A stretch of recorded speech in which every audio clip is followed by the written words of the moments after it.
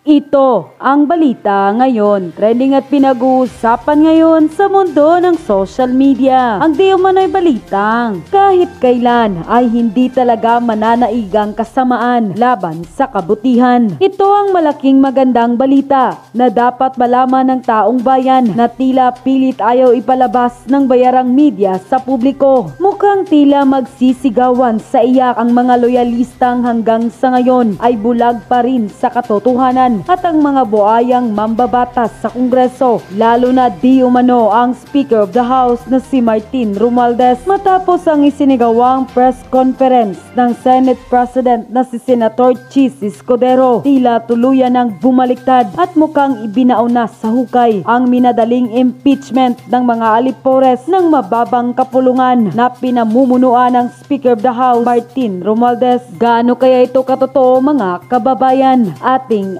alamin. Pero bago ang lahat, kung bago ka pa lamang sa aming channel, please huwag kalimutang mag-like, subscribe at i-click ang notification bell para mas maging updated ka pa lalo sa lahat pa ng bagong video na i-upload namin. At eto na nga mga kababayan, sa katatapos lamang na press conference ng Senate President na si Chis Escudero hinggil sa nakatakdang impeachment trial ng Vice President Sara Duterte ay mukhang laking sampal sa liderato ng Kamara ang kanyang naging pahayag na ayon pa sa kanya sa June 11 na presentation ng Article of Impeachment laban sa Vice President. Kasunod nito ay magko-convey ang Senado bilang impeachment court, pero ayon sa kanya, ang plenary ang magde-decide kung ano ang rules na i-approve nila at kung ano ang gagawin at kung sakaling ipagpaliban daw mano ng plenaryo ang pag-convey ng Senado bilang impeachment court sa June 11. Ang sabi ni Escudero, maaring oo, pero duda raw siya na mangyayari iyon. Ibinahagi pa ng Senate President Chis Escudero sa publiko na pwedeng tumawid sa 28th Congress ang impeachment ng Vice President, ngunit wala pa umanong insaktong pagbobotohan ang plenaryo kaugnay dito. At anuman ang kanilang desisyon ay hindi pwedeng i-bind ang susunod na Kongreso at maaari umanong magkaroon ng ibang pananaw ang 20th Congress. Giit pa ni Chis Escudero na ang desisyon palagi ng plenaryo ang mangingibabaw sa bawat usapin. Dagdag pa ng Senate President, manunumpang muli ang Senador Judges pagdating ng 28th Congress. Kasunod nito sa July 29, maaaring mapag-usapan ang schedule na gagawin ng 20th Congress para sa nasabing impeachment trial ng Vice President Sara Duterte. Pero ayon na nga ang problema, pa ni Tito Soto, hindi nasagutin ng 28th Congress ang anumang mga business ng 19th Congress, kaya't kapag umabot sa 20th Congress ang nasabing impeachment trial ng Vice Presidente ay mababasura lamang ito. Kaya tanong ng ilan sa ating mga kababayan, kaya nga ba dinelay ng Senate President Chis Escudero ang impeachment trial ni Vice President Sara Duterte? Ay natatakot itong baka mapalitan bilang Senate President dahil alam niya ang kanyang mga kasamahan senador ay talagang pro-Duterte at kaibigan pa ng mga Duterte. Komento pa ng marami sa ating mga kababayan, bakit ayaw pa raw aminin ni Escudero na hindi nila kayang ituloy ang impeachment trial at bakit pa aabutin pa ng 20th Congress kung ibabasura lang din naman ito. Pero buwelta pa ng Vice President Sara Duterte na tila tahasang hinamon ang Marcos administration na ituloy na ang impeachment trial niya nang magkaalaman na at magkalabasan na nga ng mga bahong itinatago. Matapos ang balitang ito ay tila wala nang magagawa pa ang mga alipores ng mababang kapulungan at ni Speaker of the House na si Martin Romualdez na tila iiyak na lamang di umano raw sa tago. Narito ang full video press conference ni Senate President Chis Escudero na siyang tila pumutol sa pangarap ng Speaker of the House ng Kamara. Sabay-sabay nating panoorin ang full video. Unang araw ng pagre-resume ng sesyon para sa susunod na 6 na araw ng sesyon bago tuluyang magtapos ang ika-19 na Kongreso. Inaasahan namin na siksik at maraming mangyayari at magaganap kaugnay ng pagpasa ng mga makabuluhang lehislasyon. Gayun din, iba't ibang usapin na kailangan harapin ng Senado at ng Kongreso bago kami magtapos sa ika-19 na Kongreso. Sir, bagamat may nakaka-appreciate na priority niyo na yung approval ng mga priority bills, but according to Senator Amy Marcos, yung pag-schedule ng impeachment proceedings tanggapin na daw na talo na daw yung impeachment. Ang plenaryo ang dapat magpasya niyan. Klaro naman ang kanyang opinyon at posisyon kaugnay sa bagay na yan. Pero hindi para sa akin na sabihin niya yung posisyon ng kabuuan ng Senado. Pag-uusapan yan sa susunod na mga araw marahil kapag nag-resume ang plenaryo, lalong-lalo na sa tinakdang petsa kung hindi ito mababago ng plenaryo sa ika-11 ng Hunyo. Sinabi po si Sen Coco na Senate rules po binanggit na dapat yung take precedence over your legislative. Pag-uusapan namin yan mamaya marahil dahil kapag ka naka-recess ang Kongreso at nakalagay sa Rule 1 ng impeachment rules ng Senado, Senate President ang unang magtatalaga ng schedule, pero hindi naman ibig sabihin na nakaukit na sa bato yun. Pwedeng baguhin yan kung sakasakali at anumang oras ng plenaryo. Kung yan ang mangyayari, plenaryo ang masusunod. Pangalawa, yung binabanggit na rule ni Senator Coco, Rule 10 in particular, yan ay tumutukoy na sa trial. Wala pa po kami doon. Hindi pa nga nagsisimula ang trial, hindi pa nga nare-refer yung impeachment complaint sa rules para magsilbing hudyat, para buuin na ang impeachment court na siyang magko-conduct ng trial. At sinabi ko na rin ito noon pa, nung inihain pa lang ang impeachment complaint. Ang pinakamalayong mararating na ng Senado ay mag-issue ng summons. Dahil meron 10 araw para magsumite ng sagot ang nasasakdal at pagdating ng June 30, mawawala na ng bisa ang otoridad ng mga prosecutors o sino mang kukunin nila na pribadong prosecutor na tumayo kaugnay ng kasong ito. Hindi pwede magpatuloy ang kaso na may isang panig lamang at wala ang kabilang panig. Sir, what about yung sinasabi ni Senator Coco na parang ang sayang daw kung na-convene na sana this week, may 7 to 8 days na nabigay ng summons, napasagot na si VP. Hindi, 10 days nga yun eh. Nakalagay sa rules, 10 days from receipt. So kung June 3 na padala, June 13 matatanggap, adjourned na rin ang Senado. Kung June 11 pinadala, June 21, adjourn na rin ng Senado at may naiiwan na lamang na ilang araw ang bisa ng otoridad nga ng mga prosecutor para ipagpatuloy ang trial nang walang panig mula sa kanila. SP. June 30, hindi na rin sila pwedeng sumagot ng pleadings kung halimbawa may final na pleading o sagot sa summons si VP, hindi na rin sila pwedeng mag-file ng sagot nila. Hindi, dahil tapos na ang kanilang otoridad at otorisasyon mula sa 19th Congress. Hindi tulad ng Senado na semi-continuing body pang maisasabi. Ang Kongreso nagtatapos ito pagdating ng June 30. At anumang otoridad na binigay, authorization na binigay sa kanila, magwawakas na rin yan ng June 30. Ang private prosecutors, kung may kukunin sila, ganun din. Hindi rin pwedeng lumampas ng June 30 dahil kung yung principal na nagbigay sa kanila ng authority by an agent, wala na rin dapat yun. Sir, so yung proposed timetable nyo dati, sira na yun by June 30? Sira na yon by June. Aling proposed timetable? Yung dati mong Pre-trial dapat yun. pre-trial dapat. Hindi na namin babaguhin na nga yung rules dahil nga, kung maalala nyo, siguro mga ilang buwan nang nakakalipas na sinabi ko, may mga panukalang baguhin yung rules pero sa dulo, maliban na lang nga, ulitin ko, kung ang plenaryo ay magde-decide otherwise, hindi na lang kami magbabago ng rules dahil baka sabihin pinapalitan pa namin to in the middle of the game. So kung ano man yung mga nakatakdang rules sa rules of court ngayon na suppletorily applicable, yun na lamang yun. Dahil tiyak ko, ano man ang baguhin namin sa rules ngayon, may magre-reklamo at magre-reklamo mula sa isa o sa kabilang panig, citing, quote-unquote, changing the rules in the middle of the game. Pero wala nang pre-trial starting June 30. Tama ba? Kasi nga, wala nang kinatawan mula sa kanila. So, ang pinaka pwede namin may padala, which is under the rules, bibigyan namin sila ng puwang na magsumite ng written interrogatories, which is part of pre-trial. Ibig sabihin nun, tatanungin na nila lahat ng gusto nilang tanungin mula sa kabilang panig, sasagutin ng kabilang panig, magtatanong din yung kabilang panig, sasagot din, hanggang doon na lang yun. Kung sasagutin nila, dahil pwede nilang piliing wag sagutin at wag pansinin yung written interrogatories na ipapadala ng magkabilang panig. And then the written interrogatories will be used during the trial proper? Yes, kung anong admissions man ang ginawa doon, magagamit yon ng magkabilang panig pagdating ng paglilitis. SP, since move na ng June 11, Yes, Nympha. yes, yung reading ng articles of impeachment, sa June 11 na rin lahat mangyayari yung Lahat-lahat na. Ngayon, bakit? Meron kaming rule kaugnay ng 3 days bago namin ma-third reading ang isang panukalang batas. Pag hindi namin na second reading yan this week, hindi na namin mata-third reading yan next week. So time is of the essence insofar as passing certain bills are concerned na para mahabol yan sa 19th Congress. Kumbaga, yung pwede namin gawin ngayong linggo, hindi na namin pwedeng gawin next week kung gusto pa namin itong humabol. Sa kabilang banda, yung pag-issue ng summons, whether June 3 yan or June 11, pareho lamang naman ang epekto dahil yung panahong bibigay sa nasasakdal kay VP Sara para sumagot, babagsak na rin sa petsa na wala ng sesyon ang Senado at ang Kongreso. Sir, kasi ang So, walang tatamaan, walang mapapaboran kaugnay nito. Sir, ang point ni Senator Pimentel, hindi naman kayo aabutin ng 1 o 2 oras sa pagpapabasa ng articles of impeachment during session at yung pagkukonvene ninyo as impeachment court kung matutuloy sana bukas. Hindi naman yan nalalaman pa kung anong mga punto ang i-raise ng iba naming kasamahan kapag binuksan at pinag-usapan na ito. Hindi pa nga nakaschedule para pag-usapan ito sa June 11 pa nga. Sa pagkakaalam ko, itatayo si Senator Pimentel para magtanong kaugnay nito. So hindi pwedeng sabihin ni Senator Coco na maikli lamang yun. Dahil ngayon nga, hindi dapat pag-usapan, mukhang pag-uusapan namin. So lalo na kapag yun talaga ang pag-uusapan, tinitiyak ko sa iyo, mas maraming sasabihin at mas maraming tatayo kaugnay ng iba't ibang punto sa bagay na ito. So, ano yung SP, ibig sabihin iwasan nyo yung mainit na debate dito na makakakonsume Hindi sa ko oras iniiwasan yung mainit na debate. Ikaw naman, ikaw yung nagtanong. I mean- Sabi mo nung una maikli. Ngayon, ang sinasabi ko, hindi para sa kanya na sabihing maikli lang to o mahaba. Dahil hindi niya kayang pigilan, hindi ko kayang pigilan. Sino man gusto magsalita kaugnay nito.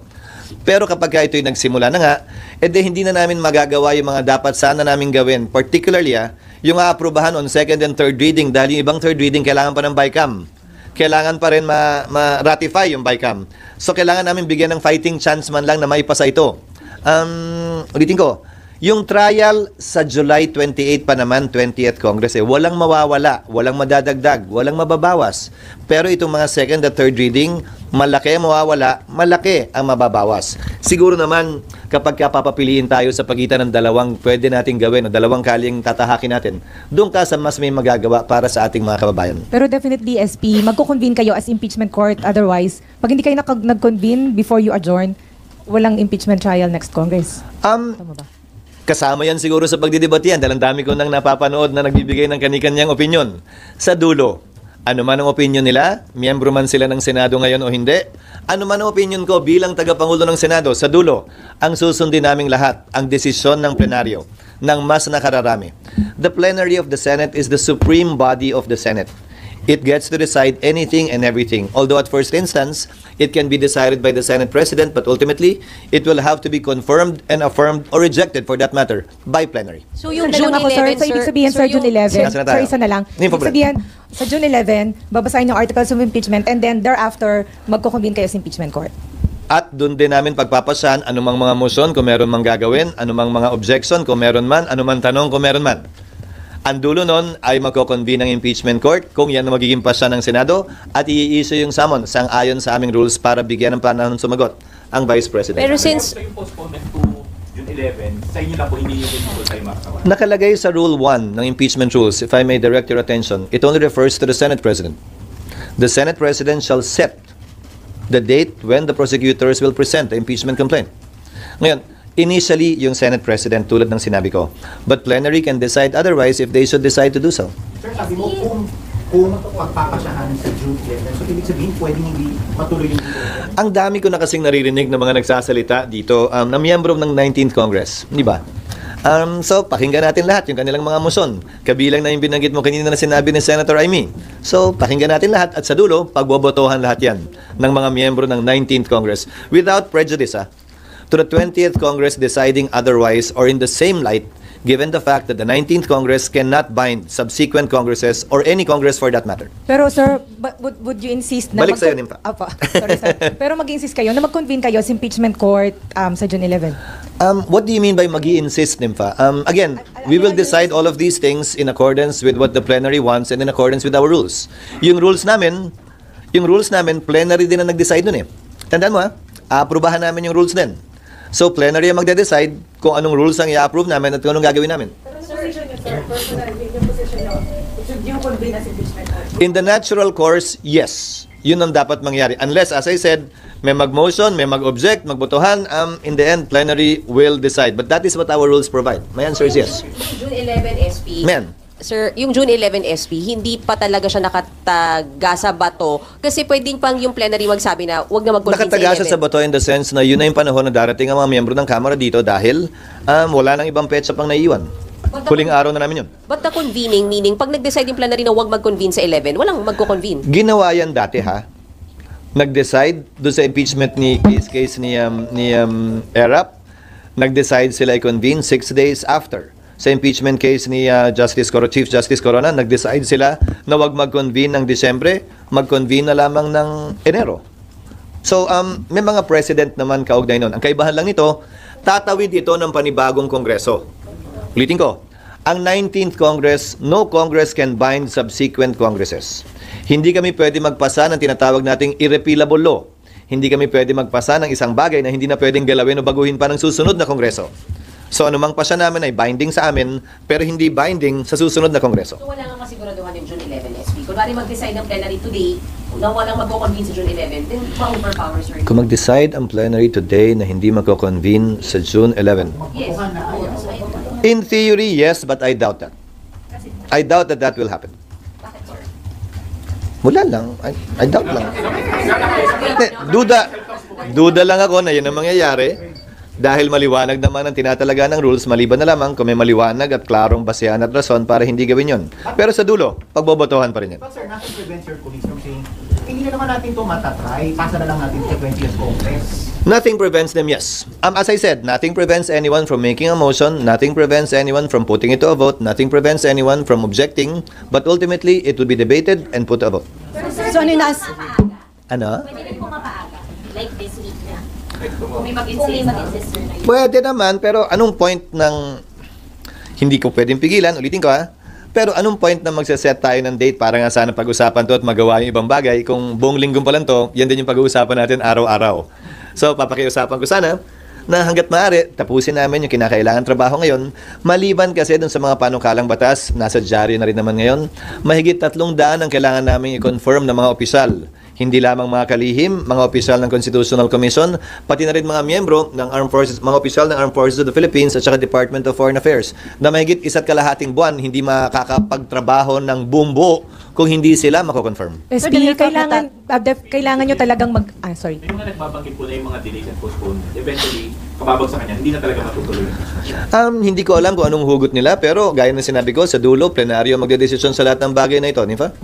Yes, SP. Kung hindi kayo mag-convene as impeachment court bago kayo mag-adjourn, walang impeachment court. So, walang tatawid sa next Congress. Tama po ba? These are all hypothetical. These are all hypothetical questions. Again, kayo naman nagtanong kayo, may posibilidad ba na hindi? Sabi ko, may posibilidad. Ngayon, lahat na ng tanong, hindi na matutuloy. Hindi naman ganun yun. Di ba? Hindi naman ganun yun. Nagtanong kayo kaugnay noon, sinabi ko, may posibilidad. Pero hindi ko sinasabing yun ang mangyayari. I'm just being honest and frank and straightforward that there is that possibility always, always. But it has never happened in the past. Pero sir, may study na kayo, di ba? Well, once nangyari pala, nung nag-walk out yung prosecutors sa impeachment ni dating Pangulong Estrada, kung maalala nyo, nag-withdraw ang prosecutors doon, Sabi nila, ayaw na nila. At ang sabi ng Senado, isususpend na muna namin to hanggat hindi kayo nagpapakita hanggang nag-EDSA na. Tapos in-archive na lamang yung impeachment. Ganun na nangyari doon, But again, wala namang nagplano, wala namang nagsabi, pero kung tatanungin niyo, posible ba yun ng mga panahong yun? May sumagot naman din sigurong oo. Sir, can you walk us through the process kung paano Gusto mo run na lang para mabilis-bilis tayo. kung paano po ninyo napag-desisyonan na i-move yung After LEDAC. That's why we came out with a notice. That's why we came out with a notice in the afternoon of Thursday, May 29, right after LEDAC. Dahil kaya nga hinabaan ko na yung sulat sa House of Representatives na pinabigay ko sa inyo para doon na nakalagay lahat. At doon na nakalagay yung sagot sa lahat ng pwede niyong tanungin kung bakit. Pero hindi pa kiusap. from the President? No, it did not. Ano yun? Decision ng House at Senate leadership. I was not even able to tell Martin, the speaker, about that. He found out through the letter that I sent him. So, sariling decision yun, sir? After consulting some of our members as well. Pero SP, bago nyo po nilabas yung parang proposal nyo na calendar months ago, hindi pa po ba alam na may mga ganito karami pang 12 priority bills, may 300 daw upo sa CA? Hindi, dahil yung mga ina-appoint ng presidente, kaya nga ad interim ang tawag, in-appoint niya to in the course of the recess. Hindi naman yun in-appoint ng mga panahong yon. Pangalawa, usually sa LEDAC, nababawasan yung bills na iti-take up dahil hindi naabot. Itong LEDAC na to ang pinag-usapan, ano pa ba yung kayang gawin dahil sayang naman. Advanced stage na yung mga bill at pwedeng ihabol pa sa 19th Congress imbis na magsisimula na naman sa simula pagdating ng 20th Congress. Sir, kung sabihin kung pwedeng tumawid sa 20th Congress yung impeachment, meron na ba kayong pag-aaral na ginawa? Kasi malamang yun na maging issue. Paano nyo i-address yun? Meron, may president yan sa US Congress. Ang isang ehemplo din, Kaya naman, simula na naman tayo, napag-usapan na natin yan dati. Ang isang example din yan, yung SET. Yung mga kaso ng SET, tumatawid ng Kongreso. Dahil 6 na taon yung term na pinagdedebatihan sa protestang yon. Bagaman nagpapalit ang mga maestrado ng korte, nagpapalit ang mga miyembro ng SET, tumatawid at tumutuloy pa rin siya. Pero wala pang eksaktong pinagbobotohan ang plenaryo kaugnay sa bagay na yan. So, pwedeng pagbotohan yan ng plenaryo ng 19th Congress. Pero ano man ang desisyon namin, hindi pwedeng i-bind yung 20th Congress. So, pwedeng magkaroon ng ibang pananaw yung 20th Congress. Halimbawa, pwedeng sabihin ng 19th Congress, tatawid yan. Pero ang pasya ng 20th Congress, hindi tatawid yan. At i-dismiss nila. So, depende. Sa dulo, you have to understand, in Congress, plenary is supreme. It's not the decision or the voice of one member, even if he or she is the Senate President or an officer of the Senate or the House. Desisyon palagi ng plenaryo ang mangingibabaw sa anumang usapin. Sir, ano yung implication kung merong magiging senator judge, ang ngayon palang sinasabi, itagaan yung sa bato, hindi may impeach si BP Sara? Desisyon at pasya nila yon, hindi para sa akin na husgahan yon, pero nakalagay sa aming rules na hanggat maaari ay maging impartial sana ang bawat senator judge hanggat hindi pa naririnig yung kaso mismo. Maging ganun pa man, ang pag-inhibit ay voluntary decision sa parte ng sinumang hukom. Hindi ito pinagbobotohan ng mga miyembro ng hukom mismo. Halimbawa, magbobotohan kami, hoy, ikaw, tanggal ka na. Hoy, ikaw, sa dami ng sinasabi mo, wag ka na. Hindi pwedeng ganun. Ano? Mag-motion yung prosec na Pwede sila mag-motion, o bakit naman prosec agad, ba't hindi naman defense ikaw naman? Pwede mag-motion ng magkabilang partido. Pwede mag-motion ng magkabilang partido, pero desisyon yan nung pinapa-inhibit o pinapa-recuse na hukom. Alam din niya dapat yan. SP, meron kasing article... Parang nakarami ka ng kapinimpang ngayong umaga. Pasensya na, SP, we have to ask. Meron kasing article sinasabi na yung pag-delay daw dito sa impeachment, na yung pag-start ng impeachment process is for your self-preservation. Nag-propose daw kayo ng 1 week cooling off period bago i-address yung impeachment complaint. Hindi ko makita yung rason. Hindi ko makita yung rason. Wala yata akong kinalaman. Hindi ako yung nasasakdal sa impeachment complaint. I don't see the connection. I don't see the connection between postponing it. Again, walang mapapabura nito. Wala rin itong masasaktan. Dahil ang pinaka pwede lang naming magawa mula't mula ay mag-issue ng summons. So walang nawala, wala rin naidagdag. Walang binawian ng panahon, walang inambagan din ng panahon. Ang nakuha lang namin dito ay mas mahabang panahon para gawin yung totoo naman talaga naming trabaho na magpasa ng makabuluhang legislasyon at batas. Sir, how about yung statement po ni Presidente sa Malaysia na ayaw niya naman talaga ng PC Sara? May effect ba ito sa naging decision? Matagal naman na rin niya sinasabi yan, di ba? At sinabi ko na rin kanina, yung pagpapadala ko ng sulat ng Webes, bugso yun ng LEDAC, yung kailangan namin tapusin. Walang sinabi ang Pangulo o walang utos ang Pangulo kaugnay dyan. At hindi ko nga rin nasabi kay Speaker Martin noong nandun pa dahil nagpasya kami pagkatapos na nung minamap out na namin yung mga kailangan gawin kaugnay sa mga pinag-usapan sa LEDAC. Sir, personally, kasi sa survey, 9 out of 10 nagsasabi na dapat harapin at sagutin ni BP Sara yung mga kaso sa kanya dito nga sa impeachment. So, sa tingin niyo, better nga na masagot ito ni BP Sara. Anong survey yan? SWS ba yun? 9 out of 10 survey. Parang dami kong survey na nakikita na iba't iba ang sinasabi. Bali-baliktaran sinasabi. So, Ito depende yung na lang. latest survey. No, ang sinasabi ko dahil iba't iba yung survey, mahirap naman magdesisyon base sa survey. Dahil bali-baliktad naman din ang sinasabi ng survey at hindi dyan ang basihan. Hindi yan ang basihan ng anumang pagpapasya ang ginawa ko. Dahil hindi naman ako tumakbo at hindi naman ako tumatakbo. Sir, may mga lawyer nagsasabi na di ba nga ako sa Constitution Report, when ganyan, violative of the Constitution na okay, you went on break, pero ngayon, in session na ulit, bakit hindi pa rin ito? There are pending cases in the Supreme Court, both for mandamus to compel us to convene and prohibition to stop us from convening. Walang TRO, so we are proceeding as we think best. Pangalawa, ibabalik ko na naman, yung mga prosecutor na congressman na nagre-reklamo ng forthwith immediately, sila nga mismo, hindi nila sinunod yung sarili nilang rules na immediately ire-refer ng SecGen ang lahat ng impeachment complaints sa Speaker para ilagay niya sa Committee on Justice. The SecGen sat on it for 4 months. Kung ang mga prosecutor hindi naman sinusunod yung salitang immediately sa sarili nilang rules, kami forthwith lang naman na nakalagay, hindi naman immediately. Sabi nila pareho daw yun. So, kung yung mga prosecutor mismo ay tila hindi naman nagmamadali at pinipili nila kung saan sila nagmamadali, wala sila sa lugar, madaliin kami ngayon. Pero sir, mas mabigat kasi sa constitutional provision ng court. Oo, pero nakalagay din nga doon sa forthwith, trial must commence. So, babalik ko sa iyo. ERAP, hindi nag-convene hanggang pagkatapos ng Christmas break. Corona, hindi nag-convene hanggang pagkatapos ng Christmas break. Gutierrez, hindi nag-convene, makalipas ang 3 buwan, hindi Christmas break, summer break yon. Hindi ko naman yata kayo narinig magreklamo nun, noong mga panahong yun. So ngayon, klaro, may mga partisano na gustong madaliin ito at matuloy na to. May mga partisano na ayaw ito. Ano bang sinabi ko nung simula pa lang? Hindi namin papakinggan yung mga may dalang kulay. Pabor o kontra sa impeachment, pabor o kontra kay VP Sara. Ang papakinggan lamang namin ay yung sarili naming konsensya, diktado ng kung ano ang pinakamaganda para sa ating bansa, mga kababayan at institusyon na naayon sa batas. Sir, yung categorically, sir, can you say na yung decision niyo to delay has nothing to do with the ongoing courting of votes for the Senate presidency of the 20th Congress? I don't see the connection whatsoever. No. So, it has nothing to do with that. Has nothing to do, especially given the fact that the 20th Congress will have a totally different composition. Pero sir, naniligaw na ba kayo ng suporta sa mga kasamahan nyo? Kasi some are saying na may nangihingi na ng support nila dun sa mga vying for Senate presidency. Nag-uusap, kaibigan ko naman lahat. Pinag-uusapan ng trabaho, hindi lamang sa 19th, pati na rin sa 20th Congress. Pero ang pananawatingin ko dyan, masyado pang matagal eh. Kung ano man ang sagot ngayon, baka next week, next month, magbago. So, masyadong maaga. Lahat ng mga usapin at pormahan na ginagawa ngayon. So for now, tatlo kayong contenders, sir, for Senate presidency? Ulitin ko, kung ano man ang meron ngayon, magbabago at magbabago yan next week, next month, isang araw bago. So, imbis na 2 buwan nating pag-usapan, pagdebatihan at may maapektuhan pa tayo, pag malapit na lang. Sa ngayon, masyadong marami pang trabaho nakaambang sa harap ko bilang Senate President ngayon. Sa susunod na 2 linggo, dun muna ako totoo ng pansin. Focus po ba kayo today or in the days to come para maiwasan nga po na sa plenary, impeachment pa rin yung pag-uusapan? Mas gusto ko naman yung plenary. Okay lang naman yung plenary eh. Ang caucus, tatanungin nyo rin naman kung anong pinag-usapan eh. Di ba? Di ba? Mas magandang pag-usapan na lang sa plenaryo para marinig ninyo. Yung focus na rin. Ulitin ko, walang nakaschedule pero kung may magbumungkahi, pwede naman pag-usapan din.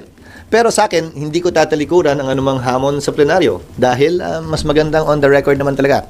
Yung mga pinag-uusapan, hindi lamang para alam nyo, para alam din ang saling lahi, yung mga pinag-uusapan ng Senado ngayon. Among the 12 bills na nalista nyo sa lista, kaya bang matapos? Hanggang Sam ang binilang ko over the weekend. Pipilitin namin yung nananatiling 3. Magdedepende yan kung gaano katigas, kung gaano kalambot ang magiging usapan sa BICAM sa pagitan ng Kamara at ng Senado sa ilang mga kontrobersyal na panukalang batas. Kabilang na halimbawa, yung resetting o non-resetting ng barangay and SK elections.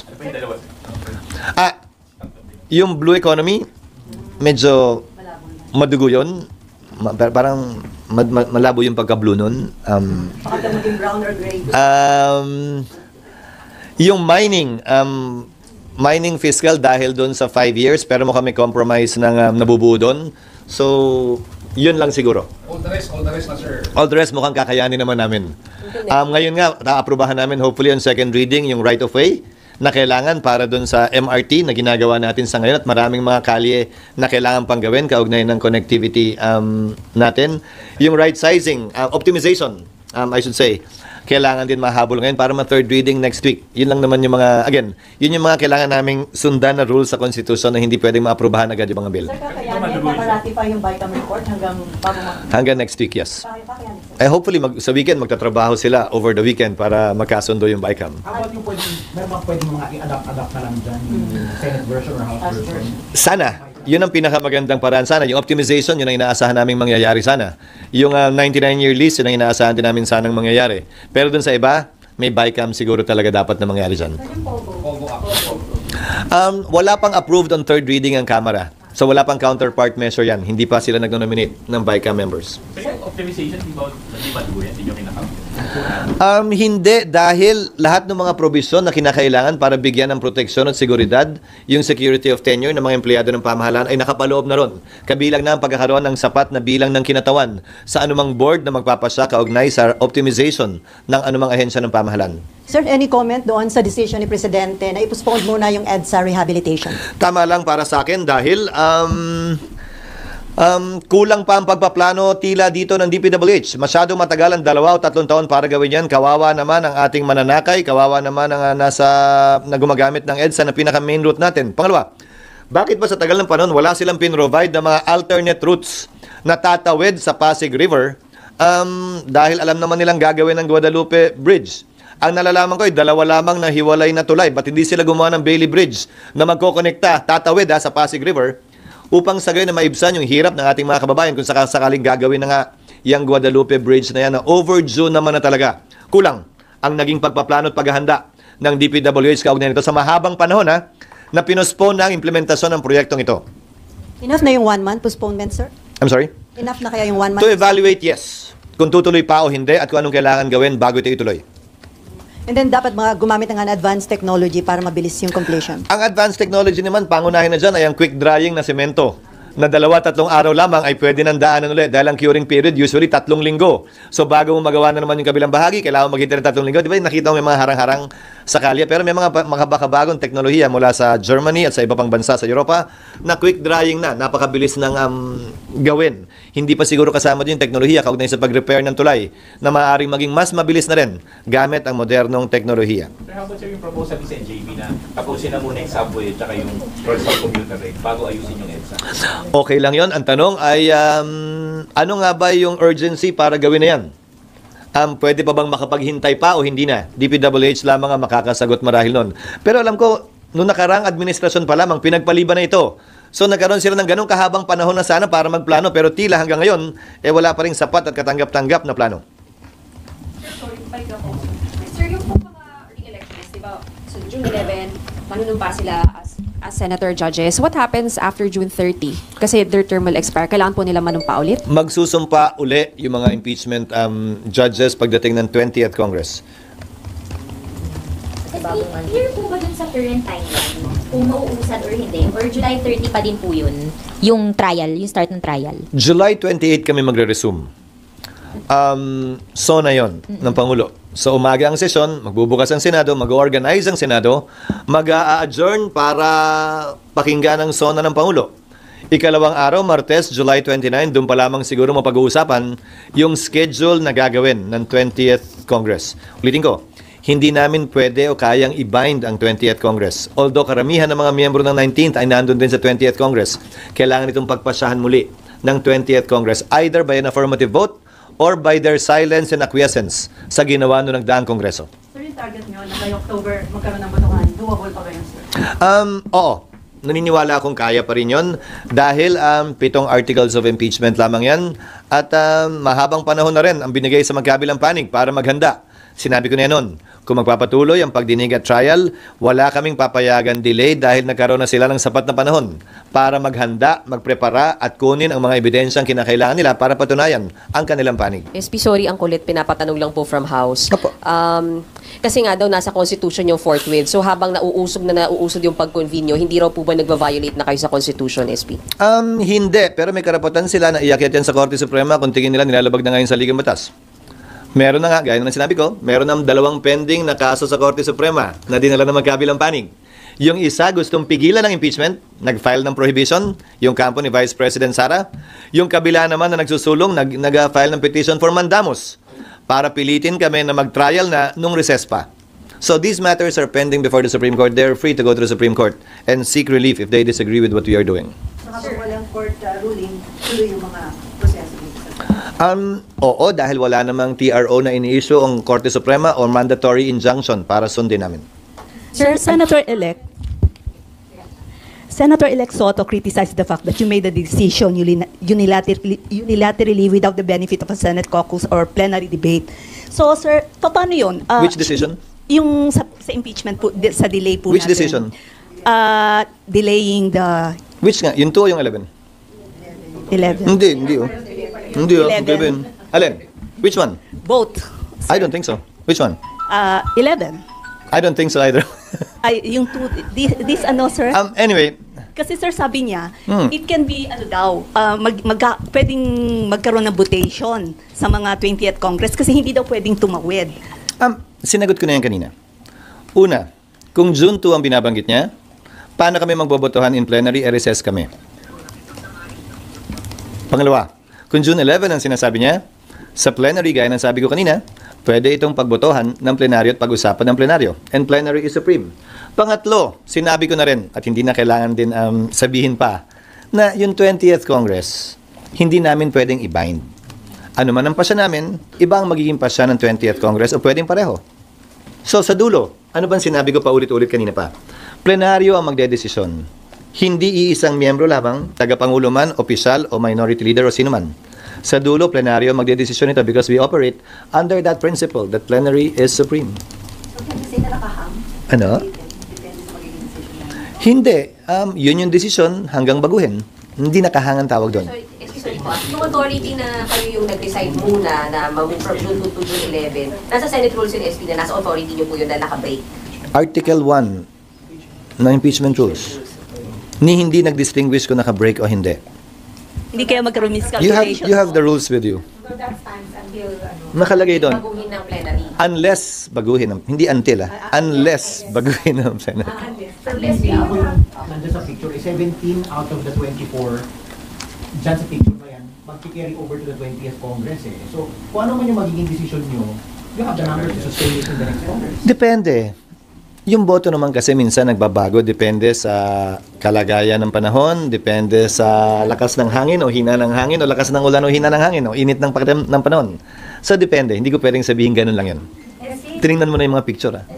Yes. Nagbago yung composition dun sa mga senador. Nagbago po ba yung passion nila after ng election? Ano po ba yung...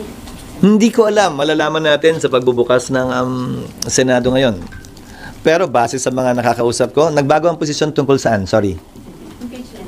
Ano tungkol sa impeachment? Mag-aangwit or... Kung gusto ba nila or hindi na? Yes. Hindi namin napag-usapan yon. Hindi ko tinanong yung tanong na yun sa kanila. Sir, sabi po ni Congresswoman-elect De Lima na ito daw pong pag-move to June 11 is a sign that the Senate wants to kill the impeachment trial. Your reaction lang po? Hindi ko trabahong reactan ang congressman-elect na hindi pa naman formal na nagiging prosecutor o bahagi ng trial. Lalo na at partikular na ito'y pagpapasya ng Senado na hindi kabilang pa at wala pang papel ang Kamara o ang nasasakdal. SP? What happens pagka hindi nagbigay ng... Nakangiti nga eh.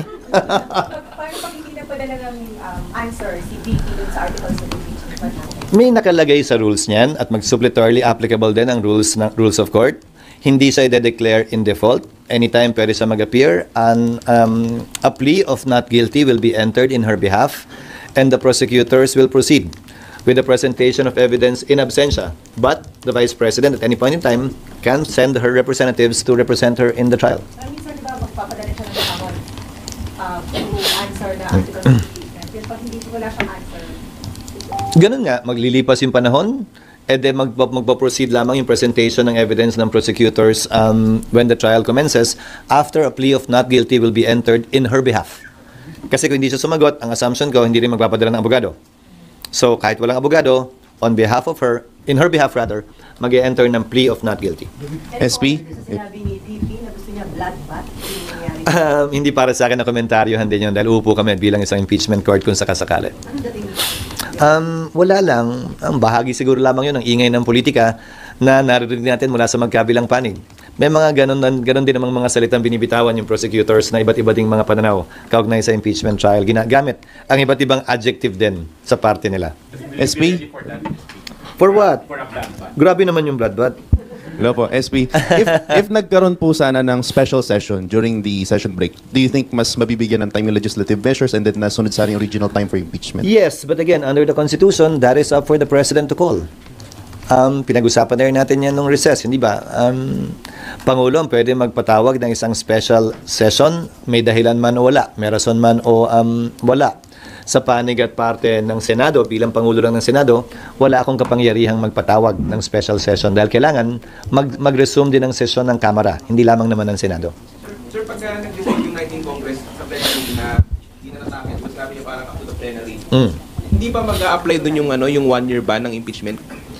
Sang-ayon sa desisyon ng Korte Suprema, yung 1-year ban sa ordinary filing ay magsisimula kapag ka ni-refer sa Committee on Justice yung impeachment complaint.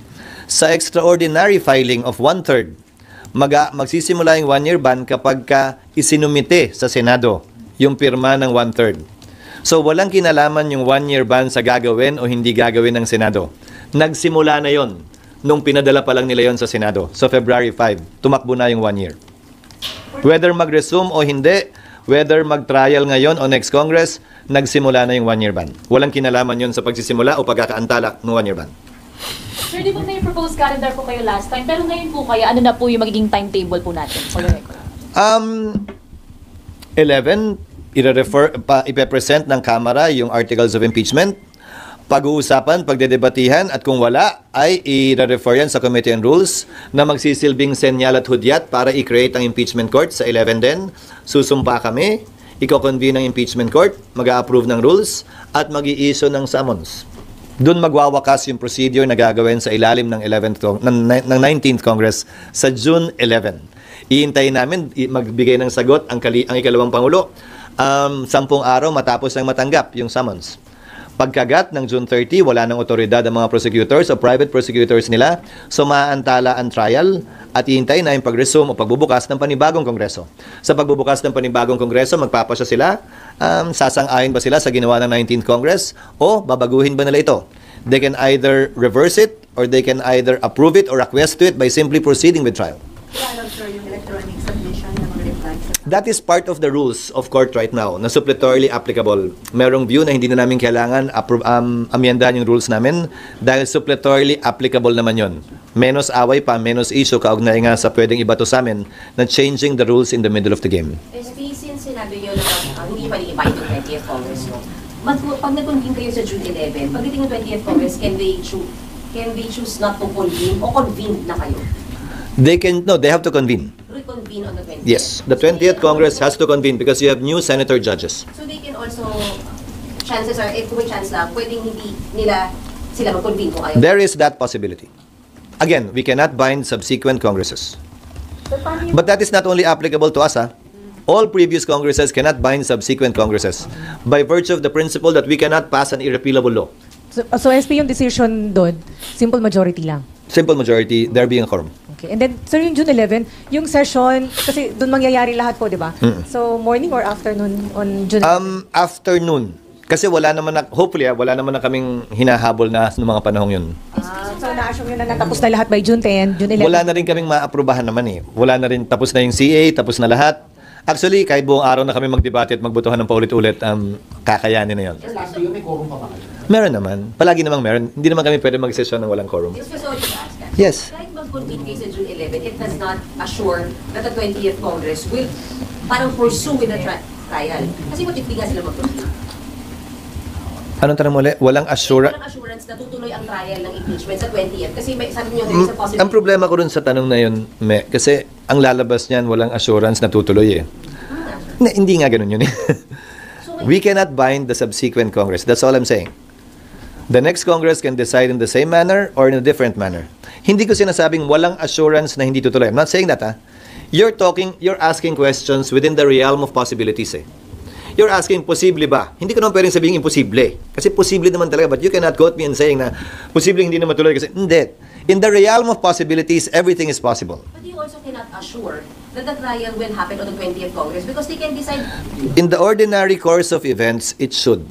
Unless, magkaiba yung tutuloy kung gusto nila sa tutuloy kung ayaw nila. Hindi tutuloy kung ayaw nila. Magkaiba yun. Bakit magkaiba? In the ordinary course of events, it should.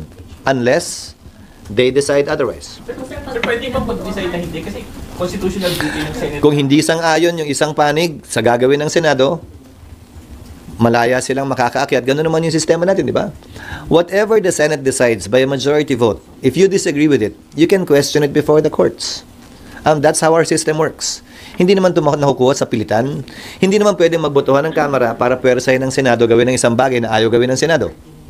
At kung sa tingin ng isang panig, may nilalabag kaming batas o probisyon ng saligang batas, karapatan nilang umakyat sa Korte Suprema at questionin ito.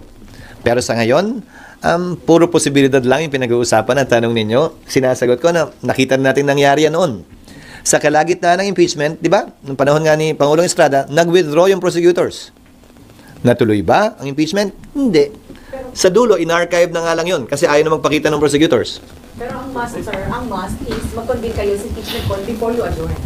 Anong year ba yung EDSA? 2001? O tamo, tapos nag-election din nun, alala mo? So, hindi na pag-usapan kung tatawid dahil nag-withdraw na. Nag-EDSA at nag-withdraw na. Pero yung pinag-uusapan nyo ngayon, di ba? Tutuloy ba pag nag-resign? O bakit ko natanggal? Di ba nakatakbo pa nga uli si Pangulong Estrada? Kasi hindi nagdesisyon nun nahiwalay yung issue ng perpetual disqualification sa pagkakatanggal sa pwesto. So we're basically facing the same issues over and over again, but we've seen it happen already, so we shouldn't be surprised at some of the surprises we should be seeing in the next couple of weeks or months. Yes. It's a must na mag-convene kayo sa impeachment court para yung next Congress, doon sila mag-decide kung tutuloy o hindi. Yun ay sang-ayon sa rules namin. Sa pagkakaunawa ko din ng rules namin. Di ba nga, opinion din ni Senator Coco, tutuloy ito hanggang sa susunod.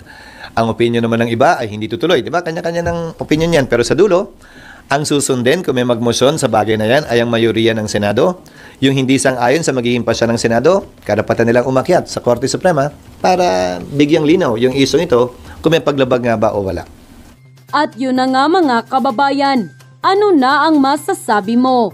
Kung mayroon kayong hinaingat komento patungkol sa balitang ito, please comment down below.